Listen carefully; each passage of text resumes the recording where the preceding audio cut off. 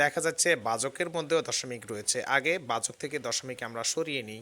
এটার প্রক্রিয়া হচ্ছে প্রথমে আমরা ব্র্যাকেট ব্যবহার করে বাহ্য লিখে নিলাম, তারপরে একটা গুণচিহ্ন দিলাম, একটু জায়গা রেখে দিলাম, তারপর হচ্ছে বাক্সচিহ্ন আমরা বসিয়ে নিলাম, এরপরে আমরা আবার ব্র্যাকেট দিয়ে বাজকটাকে লিখে নিই। আচ্ছা, এবার আবার এখানে একটা গুণচিহ্ন ব্যবহার করতে হবে। তাইলে দশমিকের পরিবর্তে এখানে 1 লিখতে হবে।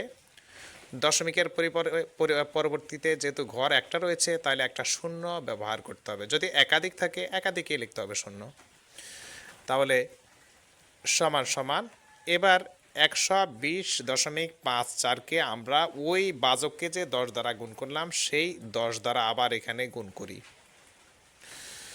তাহলে এখন 10 দ্বারা গুণ করলে 10-এর পরে শূন্য একটা, তাহলে দশমিক 1 ঘর পরে চলে যাবে। তাহলে হবে 5-এর পরে দশমিক, 0.4 বাক্সচিহ্ন ব্যবহার করতে হবে।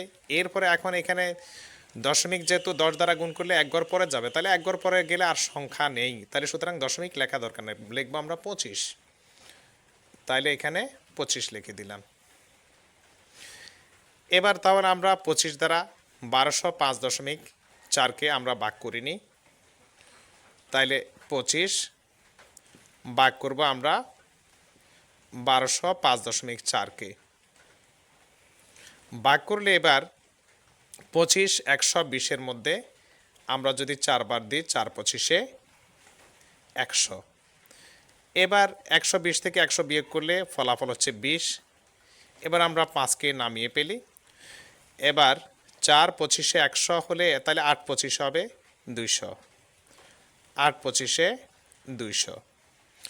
এবার 205 থেকে যদি আমরা 200 বিয়োগ করি তাহলে ফলাফল হচ্ছে ভাগশেষ হচ্ছে 5। তাহলে এখন দশমিকের পরে 4 আছে, দশমিকের পরে সংখ্যা নিতে হলে আগে ফলাফল একটা দশমিক বসায় নিতে হবে।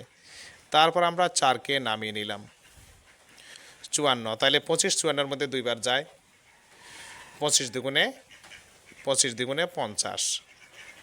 এখন 54 থেকে যদি আমরা এই 50 বিয়োগ করি তাহলে থাকতেছে 4। এবার এখানে একটা দশমিকের পর একটা শূন্য নিতে পারি, আমরা অসংখ্য শূন্য নিতে পারি ইচ্ছা করলে। তাহলে এই শূন্যটাকে এবার আমরা এখানে নামিয়ে নিই, তাহলে হচ্ছে 40। এবার 25 40-এর মধ্যে একবার দিলে 25-একে 25। এবার 40 থেকে যদি আমরা 25 বিয়োগ করি তাহলে পাইতেছি আমরা 15। আবার একটা শূন্য নিলাম, এই শূন্যটাকে 15-এর পরে বসাই নিলাম। তাইলে 6 25-এ 150,